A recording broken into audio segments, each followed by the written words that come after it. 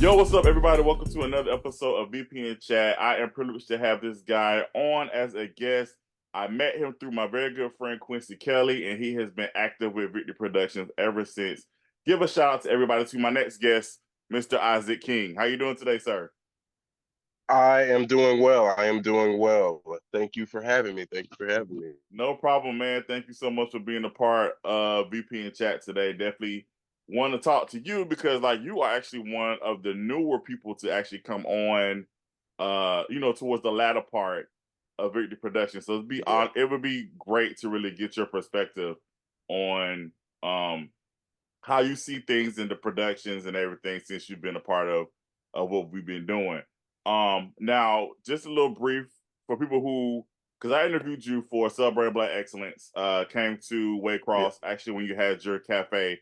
For people who don't know or who didn't see that interview, you're originally from the West Coast area. Yeah. Originally from Los Angeles. About high school age, I would say, is when my parents decided to move us to the East Coast. And so I've been here in Waycross, Georgia since then, which is it's down south, like south south. Right. So Was that a culture shock for you? yes, yes. And mind you, this was back in like 2009, 2010. So it was still kind of at a time, not, it wasn't the 60s or anything, but it was still a time where people, especially in smaller towns like Waycross, were kind of still figuring it out. Mm, I think one of the biggest things that was kind of a culture shock that spoke to the entire experience was there was a song, and I don't remember what the name of the song was, but there was a song that came out. It was really popular. I think it was like a rap song or something like that that came out around 2010. I had heard it about a year ago, a year before I lived in Georgia and California. When I got to Georgia, when I got to South Georgia specifically, they were just hearing the song. oh So wow. kind of put into frame for me. Yeah, that kind of put into frame for me. Okay, so this is a slower pace. They're not as, heavily geared towards pop culture, not really heavily geared towards just instantly trending things. The internet was still kind of YouTube and all that stuff were still in their infancy. And so that kind of spoke to the nature of what people valued in the South. But it did help me in that regard in terms of being closer to family, having more of a big group, not being as, fast paced and money driven and kind of keeping a air of humility to oneself. So it was a culture shock for sure. Some bad ones in some aspects, but many good ones on that other end as well too. So Awesome. Now, as I mentioned in the introduction, I met you through Quincy. How yeah, did you get linked to One Accord and BBI? man, Which, it which was by the way, really one of those. guys, Yeah, BBI stands for Bridge Builders Initiative. So I want people to know yeah, that. Bridge Builders Initiative. People be like, "What is Yeah. BBI? What is that?" Well, yeah. So how did you get connected to that? It was a weird butterfly effect type thing, man. I had done a few theater like plays here in Waycross. Back when I was in LA, I did just a couple of commercials as a kid, just like minor things, acting classes here and there.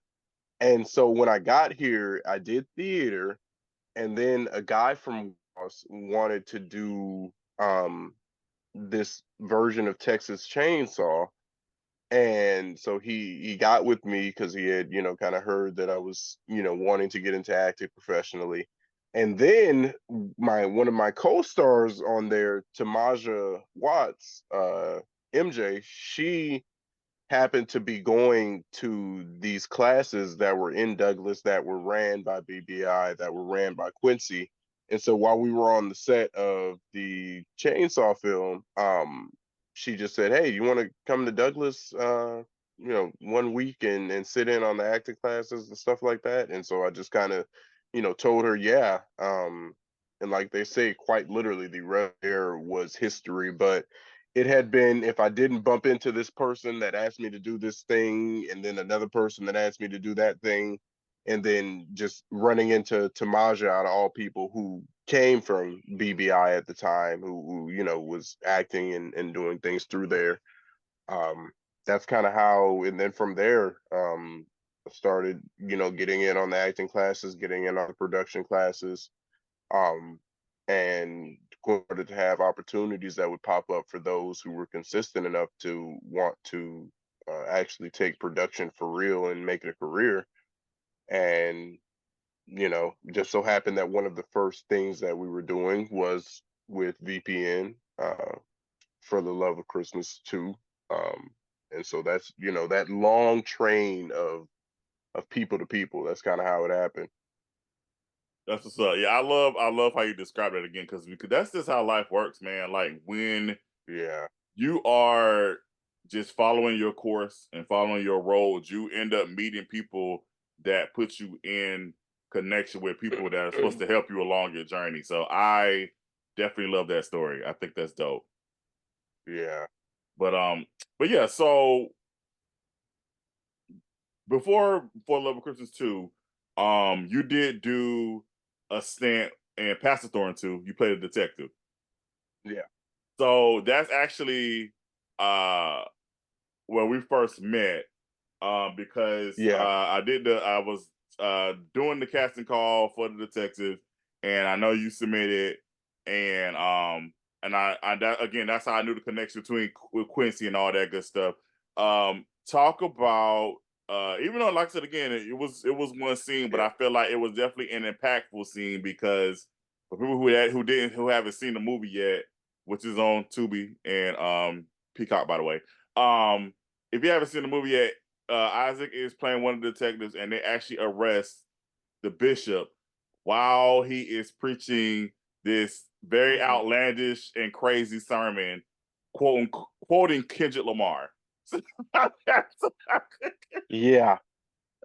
Yeah. um. So, This ish ain't free. first of all, I just want, if people don't know this about me already, people, if y'all can't figure it out, I love Kendrick Lamar. Kendrick Lamar is actually one of my favorite rappers. So I was like, I am definitely throwing that in there. But that was so crazy. I know people who watched it, it was like, why is Yeah. this man quoting Kendrick Lamar? Um, so I would talk about your experience. Like I said again, this is the first time me and you actually worked together on a project. And your first time actually be a part of a Victor Productions project. So talk about your experience on that. Um, First thing that comes to mind was just like efficient. Like really, like it was I think that took the longest amount of time was quite literally the drive from Waycross to Augusta. And so by the time I had, you know, kind of been on the way, I had already done, you know, done a little bit of a background, just like, okay, so he's, you know, he's produced several movies. This is not his first rodeo. This is like, even this in and of itself is a sequel to something that already, you know, existed prior to.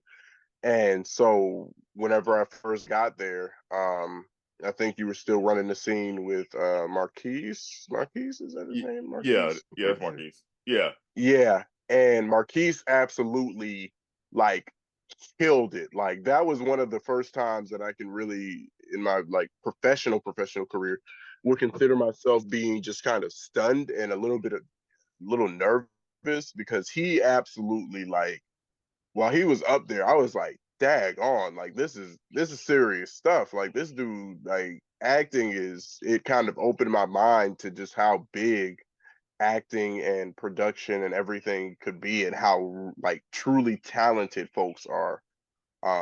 And I think that especially my experience first, you know, first experience with VPN, that was my first time really feeling a smaller fish in a big pond as opposed to it being what I was used to in Waycross, which is, you know, kind of vice versa. Not a lot of people, they weren't, you know, acting, weren't doing theater, didn't, you know, may have not gone to school for it or just, and it's, you know, that's okay, and it's, you know, nothing wrong with that. People's path, you know, paths are different, but up until that point I was kind of like, well, yeah, one of the only guys in Waycross that are doing this. And then I go to Augusta and I see, this scene being acted out in a way that just kind of just blew my mind and let me know, oh, okay, so this man is for real.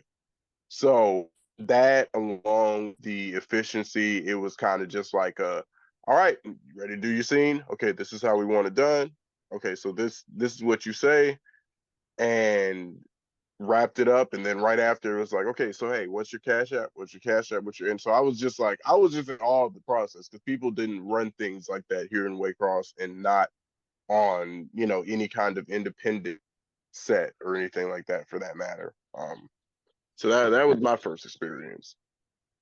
That's what's up, man. And I just want to say again, I think you did a tremendous job. Like that really, I mean, again, and I want actors to really, if they're watching or listening, I really want actors to pay attention to it. No matter how big or small your role is, make sure that you come at it still 100% all the time because like you I think for me, you and Ricky, and then even with Reggie, in that small scene, that scene was so still impactful throughout the movie. Not only because of the Yeah, outlandish sermon, but just the fact of your performances in that and really like yeah, driving home the point of this guy is an evil guy and the way that you yeah. guys really came in and the chemistry between all three of you, I thought was amazing. But again, like even just I've worked with Ricky before, and of course I worked with Reggie. So this is my first time working with you, and Mm, I was impressed by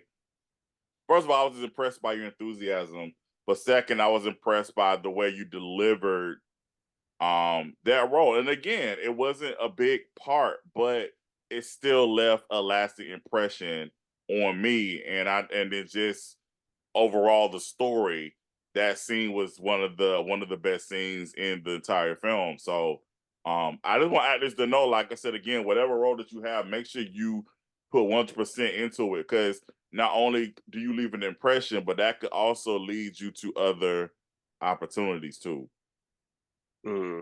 Yeah, very much so. It's like like a job. I know there's a thing going around that's like, hey, we're gonna work our wage or we're gonna do this, but just even with that, you excellence in everything because you never know. It could be one line. Hell, you could have no lines and just be somebody that has an action in something and folks are watching, watching what you're doing before you even do it. Are you enthused? Are you on your phone? Are you just looking like, okay, I'm ready to leave? Like, so, big or small, there is a lot that's tied to roles and tied to things that folks just, don't think about very much. Yeah, that's very true. That's very true. So which leads us to the big role, which leads us to For the Love of Christmas 2, A Heart for the Holidays. And we and I've talked about this, of course, with several other actors that I've worked with that are in the project.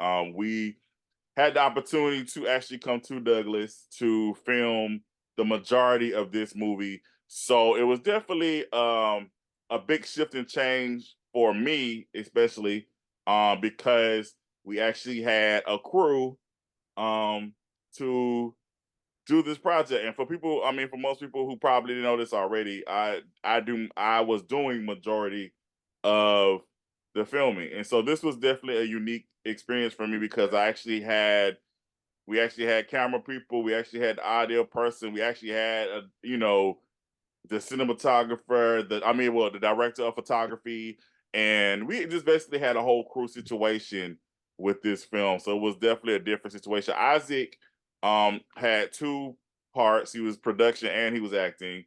Um Something I'm familiar with as well. But Yeah. Isaac played Tristan, who is Hmm. the long lost son of Junior. Um in this film. So first of all, let's talk about the acting side.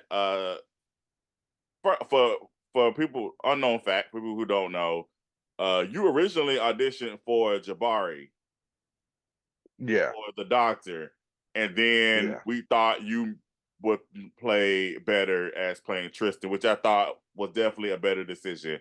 So Yeah. Yeah. talk about your character Tristan and then talk about just your experience playing that role. Okay, so yeah, Tristan Hampton, the long lost son of Junior. It was it was an interesting role. It was the first role that I felt like I had to kind of think it through. I wasn't that much older than Tristan by the time, we're by the time we got to filming and stuff like that in terms of his actual character age. But I did want to play it down a little bit. I've experienced life, experienced a whole lot of life at that. Tristan was, despite the issues he had with his dad and his family and everything, Tristan was still kind of young. He still did have a brightness to him. He kind of had a youthful, exuberance to him that made it so that you kind of had to play him with almost like a sense of levity. Um, and I really kind of enjoyed being that, wide-eyed kid that's like meeting his dad. I wanted to, me and Ron, that we were like behind the scenes and everything. We were working on our scenes, and he would like lean up, and then I'd say, okay, are you gonna lean up right there? I'm gonna lean up right there and follow you. Like, okay, are you gonna put your hands, cross your hands while you're sitting down and doing this? I'm gonna do the same thing. I really want to like show our relationship and show that Tristan's trying to like catch up to, being to a father that he's just meeting at the time. So it took it, I think that background character work was probably the most fun part of it, just figuring out little nuances and little, ticks. Tristan's reaction to the rest of the family, his reaction to, Aretha. And so yeah, it was a fun role. It was definitely a fun role on the acting side for sure. Yeah, I think, like I said, two things stand out for me in your performance as far as Tristan. Um, the part when Donald's character was like, "So we still gonna eat dinner?" or was something he said, "Are we gonna get dinner?" And your face, your reaction to that was so funny to me. I said, "I gotta put that in." I said, "Cause Yeah. you looked at him like, really, nigga? That's how you looked." Like, bro, for real? Like, you for real right now? Yeah, I remember that. I remember that. Yeah, and then the second, of course, was the dinner scene.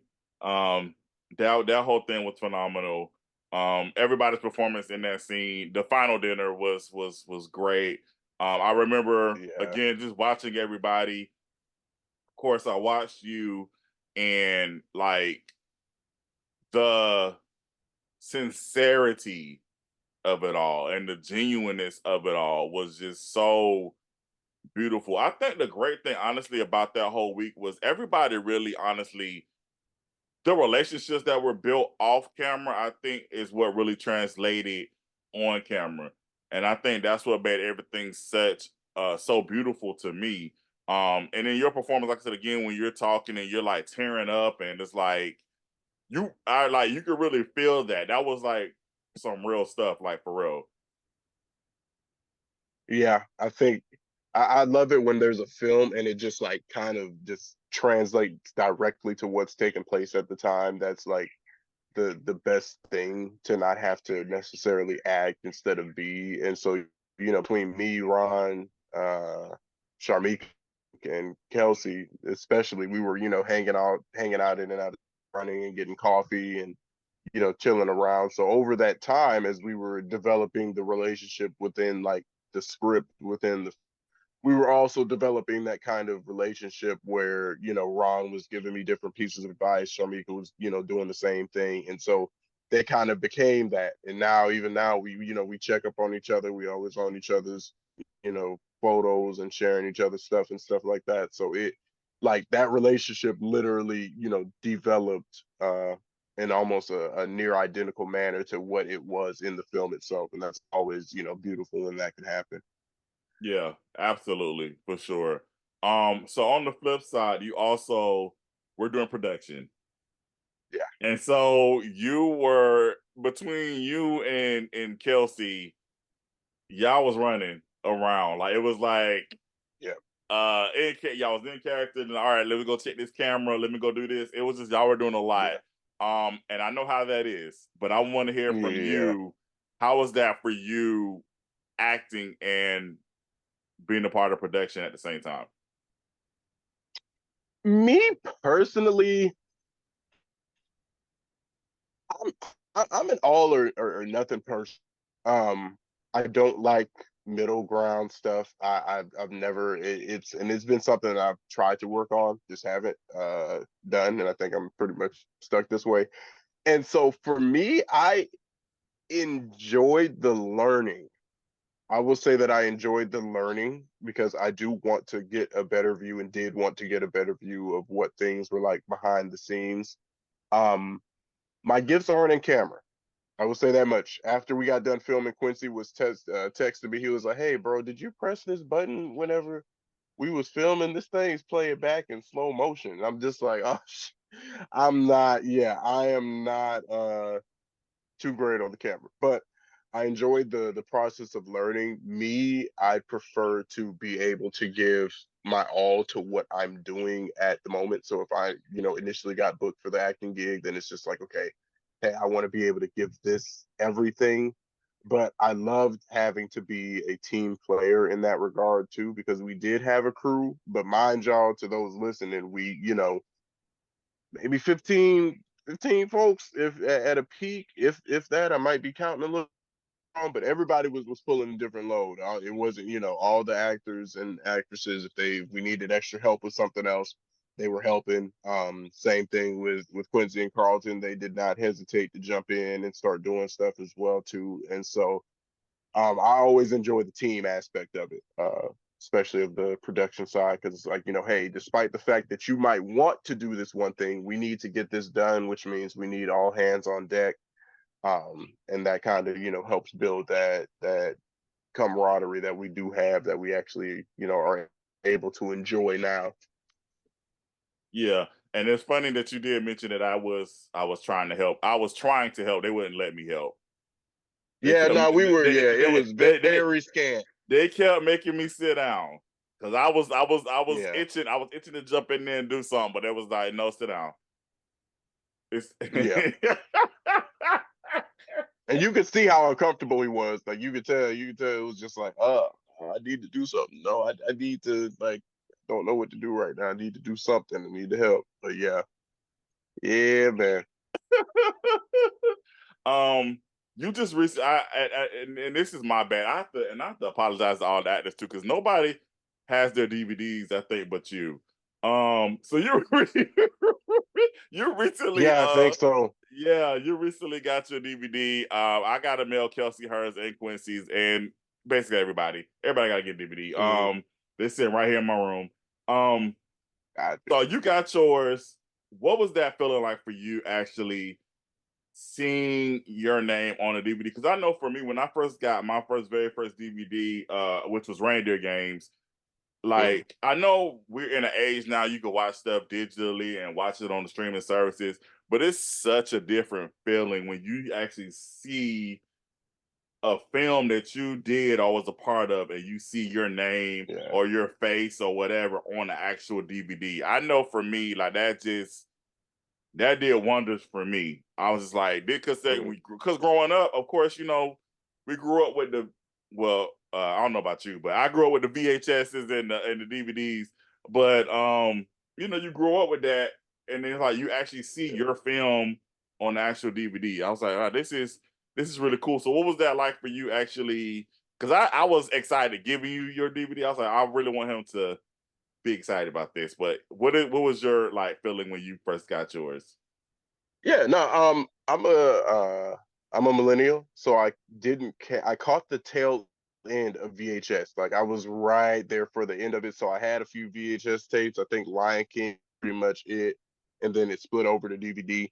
So I can still, like, appreciate, I guess, the value of having the DVDs, and that's what that took me back to. Mhm. Like, just like you said, everything's accessible through streaming now, but whenever I actually saw something tangible that's like, hey, I used to watch DVDs growing up. Like, I am actually on one of these. This is incredible. And I still haven't opened it, 'cause like you said, we can stream the movie we want. So I'm not going to be, breaking out my DVD player and playing it. It is actually hung up in my own in my room, in my living quarters and everything, and just completely unwrapped. And so hoping to rack up some more of those, assuming that anybody, is still going to use them and print them out like that. But it was kind of surreal, honestly, just, being able to actually see it. Yeah, absolutely, man. So, but so since we're still on For the Love of Christmas too, I do want to talk about again the food. We have some great food, and I know again, you recently closed Perfect Tea, but I want to say, guys, I experienced some of the greatest wings of my life Yeah. that week, man, and just I we all I think we all everybody just bonded over like the food, just the different food that Yeah. we was getting and everything, man. But yeah, and then like you mentioned, the coffee runs. I credited Sharmika for introducing me to the iced latte with the almond milk. So that she definitely Yeah. got me hooked on that. So it was like I said, man, it was just an amazing week, and it was just awesome to really work with everybody, and and just the synergy of it all was awesome. Um, I did bring this up with Sharmika and Ron, and I got to bring it up with you because you were involved in it. We did have to reshoot one of those scenes because one of those scenes didn't get recorded, and Hmm. because it was funny because um as I was going back and watching the edit, and I was like, Quincy, where's the part where Sharmika and Ron and Isaac actually open the results and look at it? Because we could see like it was there, like the scene is there, but the camera was only on Nicole and Donald, and I was like, they cool and all, but they're not the important part. They're not the important part of Yeah. the scene. Oh gosh. But what was beautiful about that though is even watching it, of course we can tell because we're production and we have the eye. But watching it overall, Yeah. you can't really tell that that scene was actually reshot. Nah, nah. It broke my heart a little bit because I had to shave down again. Uh-huh. Um, yeah, but yeah, you can't tell. You can't tell. Like I said, it broke my heart a little bit because, like I said, I had just grown it all back from shaving the first time. It was like, hey, do I still have to shave? It's like, yeah, it's gonna be on your face. Okay, yeah. So, but it happens. That's how it happens. Was that a character decision for you to have Tristan be barefaced? Yes, yes. I wanted to look just a little younger than what I was at the time. Gotcha. Gotcha. Yeah, like I said, it was the whole thing. Like I said, I had to make sure Sharmika looked the same. I had to make sure her nails were the same, her hair, because I think I think she took the braids out by the time we did the reshoot. So we had to make sure that all that was the same. So yeah, Yeah. I definitely and yeah, what I loved again, once again, what I loved about this team is that I didn't have to be there to make sure that it happened. I was not there for the reshoot. Quincy and all you guys, y'all took care of it. And like I said, this project is near to my heart just because of the camaraderie that we all had on that set. So it was beautiful. Yeah, definitely. What do you think Tristan is doing currently in your mind? What is Tristan doing right now? He's probably working on a plan to get back to school. That's what if I could, write an ending for Tristan or write a continuance for him. Yeah, he's probably working on, Junior's probably telling him, hey, you can go back and finish. And he's probably working on a way to finish that up right now. I like that. That's good. That's beautiful. Yeah. Another thing that you have been doing with us, and it's not necessarily Victory Productions, but I mean, it's still kind of sort of in the vein of it. You have been Yeah. doing you have been doing cosplay for me, Yeah. which has been awesome. I have a book out called Titan Warriors, Alignment of Power, and you have been cosplaying as the Silver Titan Warrior. Yeah. So you come to a couple of our events. The first event that you came to was the Ranger Stop and Pop in Atlanta last year. Yeah. So and I literally just put that compilation video out Yeah. yesterday. So it was Yeah. cool. It was cool putting that together because, like I said again, it just took me back to those times of the different, all the people we met, and all the just. It was a great experience, man. Yeah. It really was. So I want you to talk about your experience being there because I know you and Kengetta, because I had been to Ranger Stop a few times, but you and Kengetta, that was your first Yeah. time there, and you guys were just mesmerized by all the great things that were happening there. So I want you to talk about your experience being at Ranger Stop. Yeah. I think my awe was kind of two-tiered. It was on the first end, it was just the nature of the event itself. It was, really cool event, had a bunch of just cool stuff, just throwback, all kinds of nostalgic booths, different, sex of media. It wasn't just power and everything. You had a whole bunch of other stuff that they had going on there too. So just like the experience itself and seeing this many people come out to just essentially just celebrate another facet of media was just kind of, it was jaw dropping for me. Food was good. The food trucks were really cool.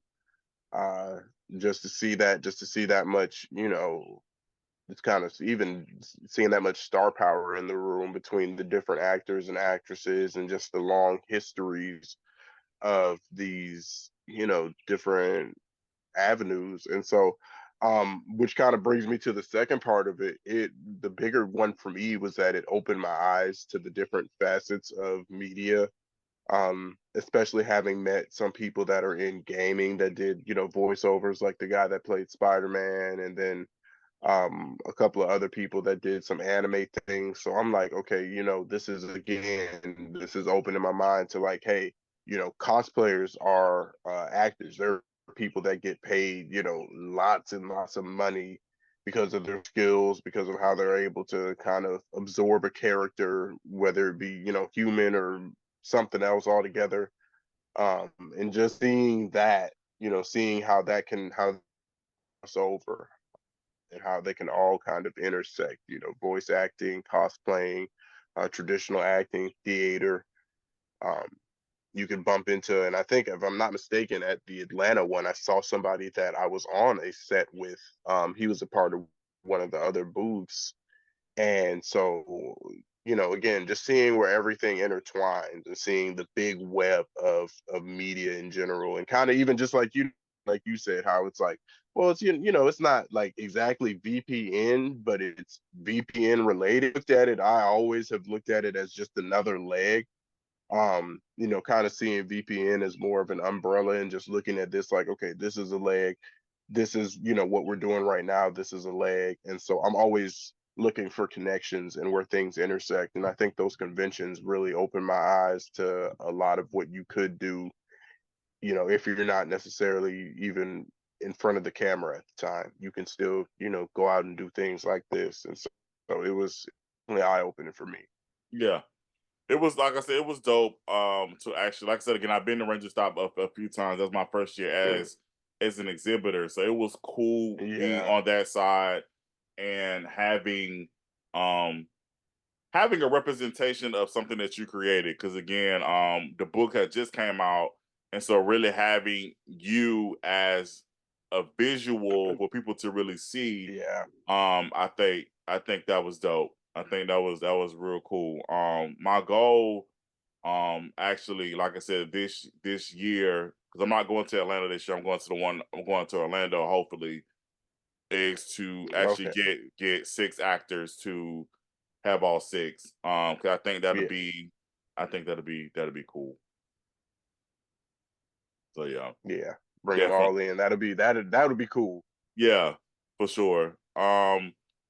I also, let's see. So I'm gonna bring this up, but we can't talk too much about it because it's not out yet. But Okay. Isaac is also starring on the final season of Bondage. um, and I want to apologize to the people because we definitely shot this last year. But you know, life happens and things happen, and you know, people say they're retiring, and things just happen, and so so Yeah, it be like that sometimes. yeah. So yeah, basically on my end, we are still. It's been a process with the assistant to getting this thing color graded. So hopefully we have something final very soon. I just got done editing the raw version of Sweet Mahogany 3. So I'm gonna go ahead and put the finishing touches on that, get that in, and now I can finally work on the final season of Bondage. Which again, I want this to happen just because I'm all about we all hate when shows just end abruptly with no uh no conclusion. And Yeah. yeah, and so honestly in my head when we did season 3 of Bondage, um I thought that was going to be actually the end of the show. Um Mm. Nelson was like, "No, I don't want to end like that." And I was like, "Okay, so we'll do one more season." And so we did shoot it. We got it all done. It's on the drives, ready to be edited together. And so now that I'm done with those two films for the most part, I can now focus editing that and get that out to the people. So hopefully, um, y'all will see that soon. But Isaac is playing Quincy. He's a brand new character. He does have a connection to the story. I don't want to reveal that because that'll just throw the whole final season away. But I want you to talk about you coming in playing one of the leads of a series, and like just you can talk about your character a little bit, but just not like obviously give away the connection and stuff like that. But like, Yeah, I got you. I got how did you what decision did you make to do this character? you. I would say with regard to Quincy, pushing the envelope, range. Some of my characters prior to, I would say, um,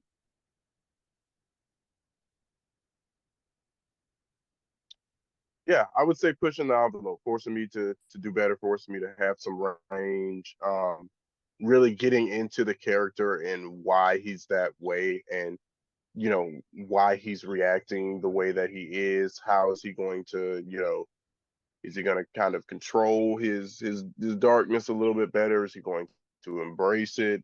And so that role kind of really made me start asking the questions of, hey, uh, how you gonna really play this? This guy has some interesting stuff to it. Um, and so I think every time, and it's kind of speaks to my experience with VPN. It's like every time we did a different thing, it kind of forced me out of my comfort zone a little bit more, and then a little bit further. First playing the detective, which was smaller role, but it was one that I kind of played a little bit differently than my others. Then the next thing, with Tristan, and then you go on the entire opposite end of the spectrum, and it's almost he's almost like a dark Tristan a little bit, but we're gonna leave those parts out for everybody to watch. But it's definitely him and Tristan got some places where they light and dark, and so uh, I think going on to that other side, it just forced me to push the envelope a little bit more. Yeah, I think, like I said again, what I love about a lot of the actors that I have had the experience of working with, and like I said, I want to include you in that. I love that again. You guys actually study these characters, and you guys study the nuances and the idiosyncrasies of what these characters are, and You're not playing Yeah. basically you're not playing the same person each time. Like if I like Yeah. I can watch you and say, "Oh, he's actually playing this role," versus I'm seeing Isaac. You know what I'm saying? Um, Yeah. so I feel like just and again, this is just my brief experience of working with you and the different stuff that I have. I can definitely see the different dynamics, and I can tell that you study and was like, okay, you studied the background and the subtext of what was going on with these Mm. characters. So that's exactly what I saw as far as watching you and your performances. So yeah. Yeah. Yeah. Um lastly, you did come down for the VPN 20th anniversary. No, that's not lastly, because you do something else too for VPN. I gotta talk about that too. Let's say VPN 20 for last. You Okay. Isaac also serves as our social media manager. He also does the social media for Video Productions. Um, and which I am extremely grateful for. Because even though I'm on social media a lot, I still don't really know all the analytics and all the other stuff. But basically, when to post and all that stuff. I don't know about all that. I just post it, send, push it, keep it pushing.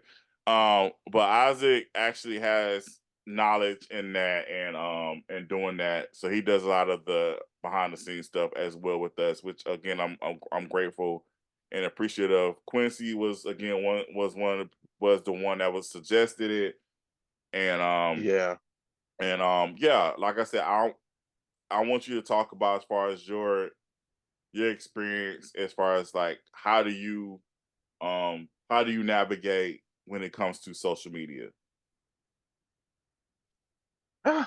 As much as I hate to say it, I'm on social media a lot. As much as I really hate to admit it, I am from kid till now. I was on MySpace, I was on tagged a bunch of other stuff. And so when I went to college, I took a few classes on communications and media literacy. And after that, if you can believe it, which is why I always give you crap about Casey the Poet, is for a little bit of time after high school, between then and I think probably about 22, 23 years old, I actually did music myself too. Okay. And so there's some stuff that's floating around that's still on YouTube. But even then, I was using some of the practices that I had learned in college with social media. And over time, I kind of just developed a skill for, searching when things get the most views, when you should run ads, what you should do, how you should word your posts. And I think it kind of ties into it. It might sound weird to say, but it kind of ties into the dynamic of media and acting. Like you kind of have to know how people are to know what they're going to engage with. It's, one thing to say, hey, can you come to my shoe store? I got the best shoes in town versus, saying something like having a cool, little rhyme or having just, a picture of the shoes and saying, hey, look, we know your shoes are getting worn out, so come on by. Just phrasing and what makes people tick and what makes different things tick and go up in views on social media. I've have done a couple of posts in the past that hadn't been related to nothing but just posts, but had, gained viral status. I've, done a few things that have kind of put my own post up there. And so it's really just psychology. The actions themselves are really simple. You get on, it's most of the time whenever I'm doing our stuff for VPN, I'm on my phone. Sometimes I'm on the laptop if it's bigger files or if I need to put a little more detail in, but a lot of the time it's on the phone. So I think the action of it is really, really simple because we all kind of do it every day to a certain degree. Just we get up, we post, we'll share stuff. But kind of getting and going, the psychology of people, the psychology of social media, um, has always kind of been an interest to me, and it's kind of fed from my acting, and then help with different regards in terms of just making sure everything's up consistently, and so yeah. But it's fun for me. It's fun for me. I don't look at it as like, oh, I gotta, I gotta make these posts, or oh, I got this gig doing social media work. It's just like, man, no, I'm just, interacting with people. That's it. That's what's up. I'm glad you like it. Yeah. Because I always say, man, if it wasn't for what I do, I would not be on there at all. I would just Man, I don't blame you on that one. That I kind of share that sentiment too. It's just like, look, if I just do VPN without having to have a personal page attached to it, oh, y'all wouldn't hear from me. Y'all wouldn't. It would be, you, Quincy, the BBI crew, and everybody else be like, "Where's Isaac at?" It's like, look, he's here. So yeah, I agree. yeah. Plus this the world we live in now. It's the age. It's like if you want your stuff out there, you gotta be on so that way people Yeah, know what's now once you catapulted to the stratosphere status, then you ain't got to worry about it no more. yeah, People, yeah. No, I ain't got, but yeah, yeah, where we at, we gotta be on it. Unfortunately, yeah. Got to do a little more footwork. Just got to uh, do just a little bit more footwork, man. I don't know what else to say. right. So bring this back to the VPN 20th. You definitely graced us with your presence. You came down from way across, came to Augusta to be at the VPN 20th. I want you to talk about your experience being a part of the anniversary because again, you are one of the newer people that Yeah. uh that joined VPN. So what was the experience like for you being in the room with all the different people that have been a part of Victory Productions? Incredibly humbling. If I ever need to ever, pace myself in life, and if there's ever a time where I like kind of get here with my try to keep it there, you and Quincy will be the first individuals that I hit up, because everything y'all do, whenever I come and interact with y'all, it's just like, holy crap. Like when we took that picture and that photo with all the actors and actresses that were part of VPN, I was just like, oh my God, like I am one in many. And so it was a fun night, obviously, amazing experience, great night, great food, great people and fellowship.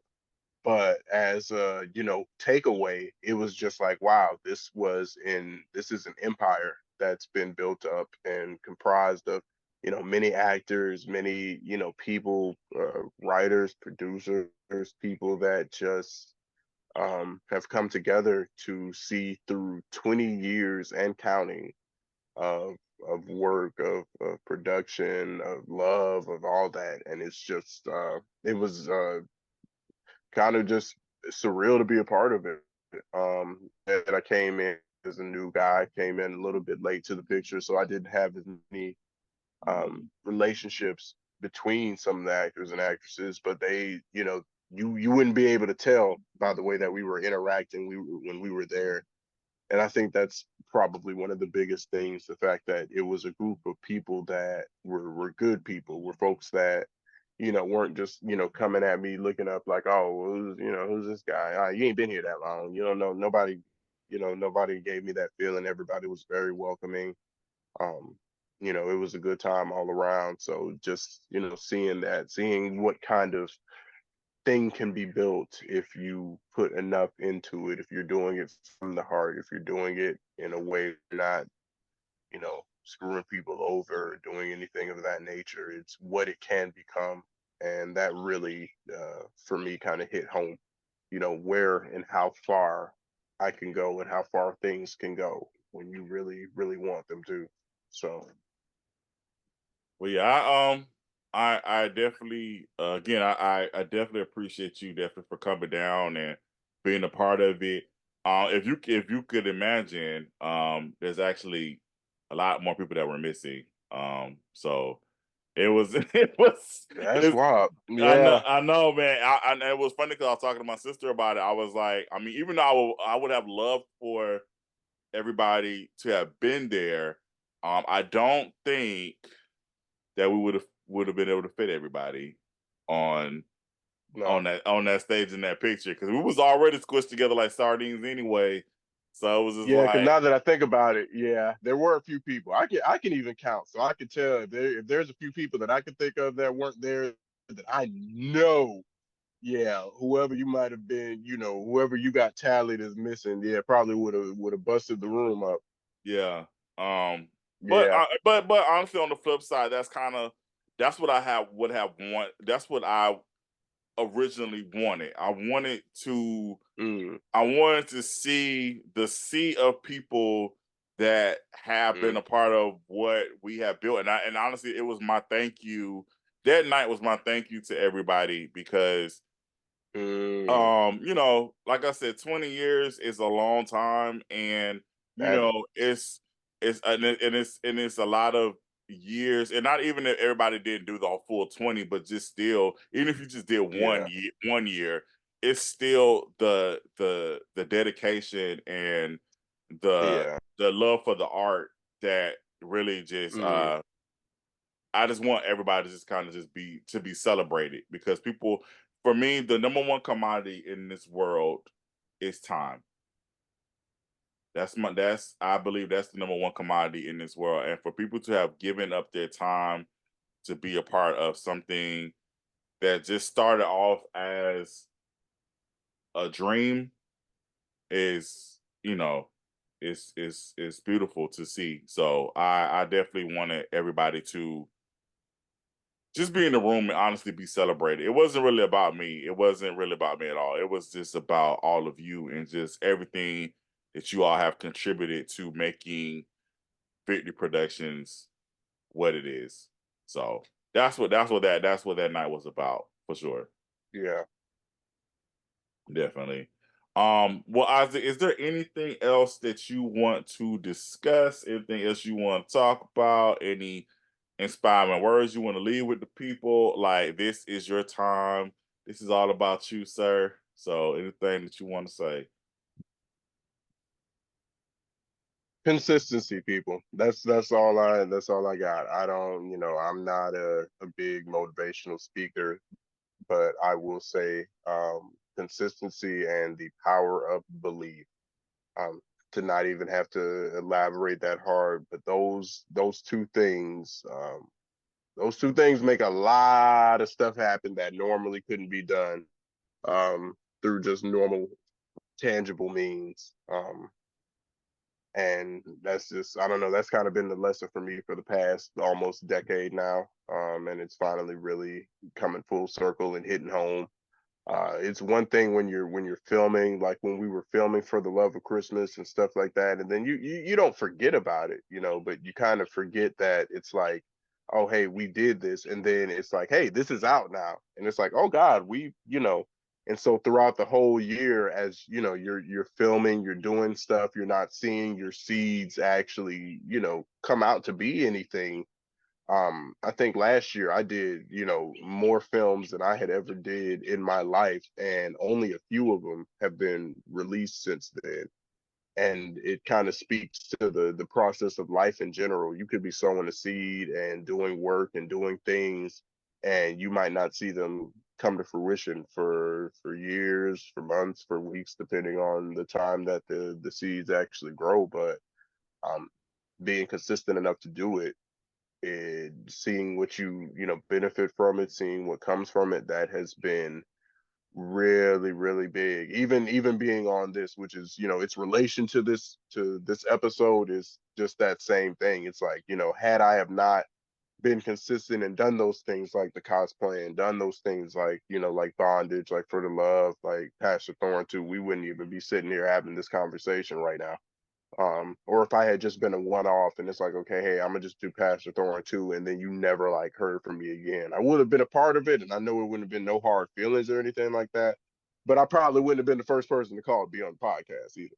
Mm, So it's like, so it's kind of just like being consistent, and believing in what you're doing, even when it might not look like what you're doing is bringing you anything. And I think we're all living examples of that. And so I appreciate the opportunities from you. I appreciate the opportunities from Quincy. I appreciate, even after Quincy stopped like directly putting us on stuff, I appreciate you keeping the line of communication open. Because there have been some things that people have seen that have been a result of some of the films that I've been in for you that has, developed other relationships. The people that I've met through you, like Ron, and now if I need advice on something, I'm first one to hit Ron and Sharmika up. And so, yeah, you believed in all of us.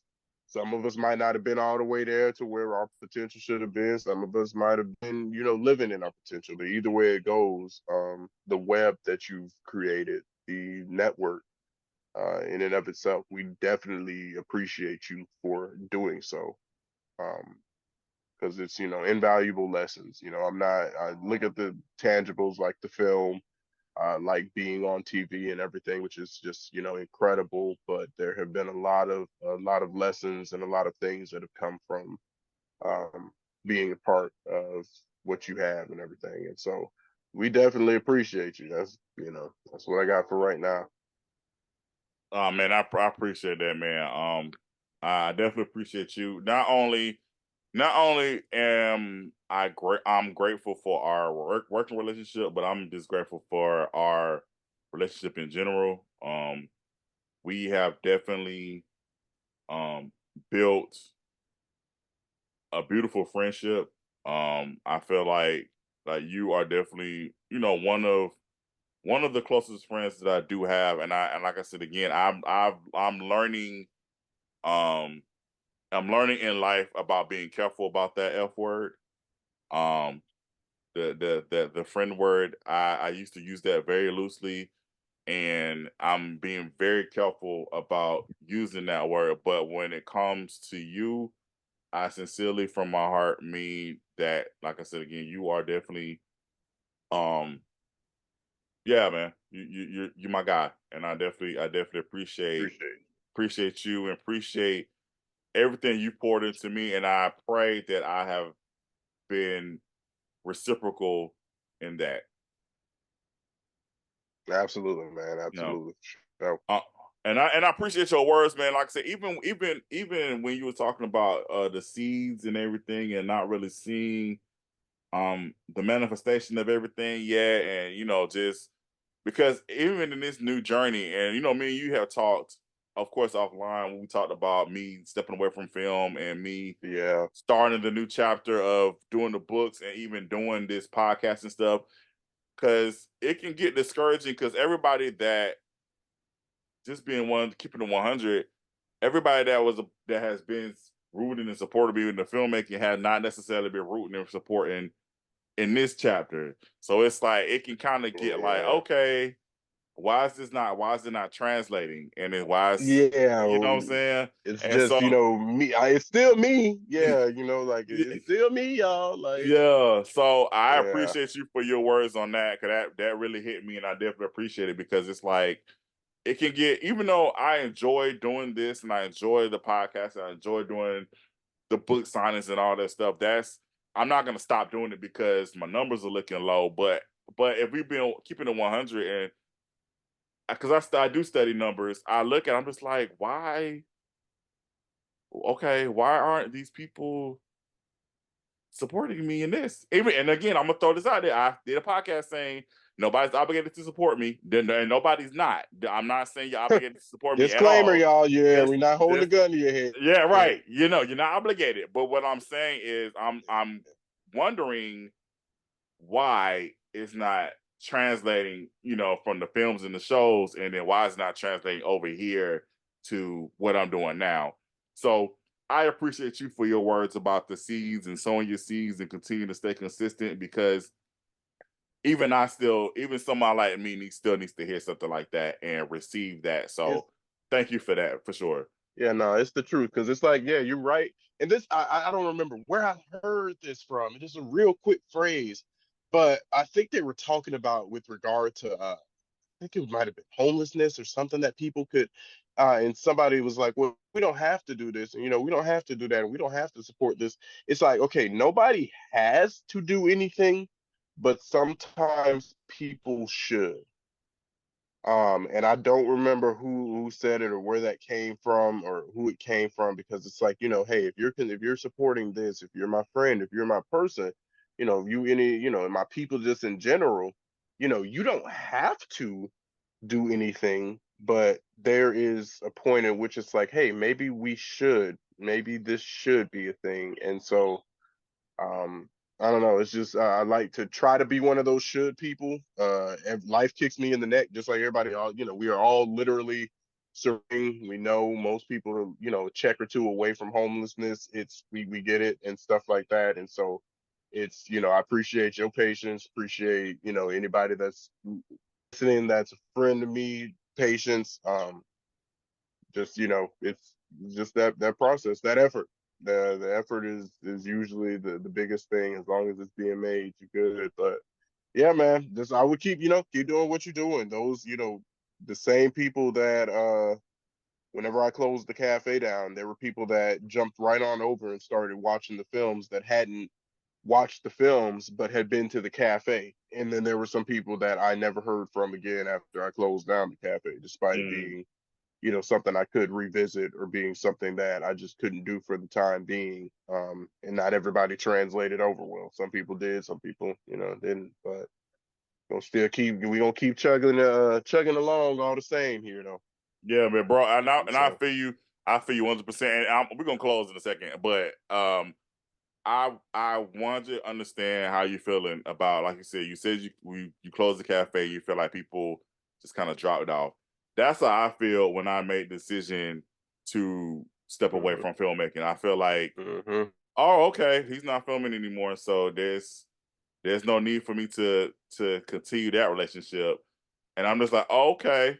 But like you Yeah, said, like, oh, oh, okay. oh, hmm, And that's interesting. Okay, yeah. it is, and like you said, it's like you just like, I'm still the same person. I'm just no longer doing that for the time being, and it's just like, Yeah, okay, like you said, okay, that's interesting. All right, huh. Hmm. yeah. All right. It's just like, because you can't beat folks into submission, so it's just instead of getting wrapped up with it, that's You're right, and it's one of those things. but that's honestly why I embrace I embrace everybody that does make that everybody that makes the Mm, decision to still be here and rally behind me and really support and encourage and all the other stuff. So I embrace that, and I just continue to hold true to that. And like you said, you just got to just keep chugging along. Yeah, yep, it well, is what it is. absolutely. Well, Isaac, man, thank you so much again. I appreciate you for your time. Thank you for your words, and I hope the people that are watching and or listening, I hope that they receive something, and it motivates and encourages them to continue to push towards the things that they want to do. Absolutely. Yep. Absolutely. Yeah, man. But all right, guys, that is it for VPN chat, and until the next one, peace. All right, y'all.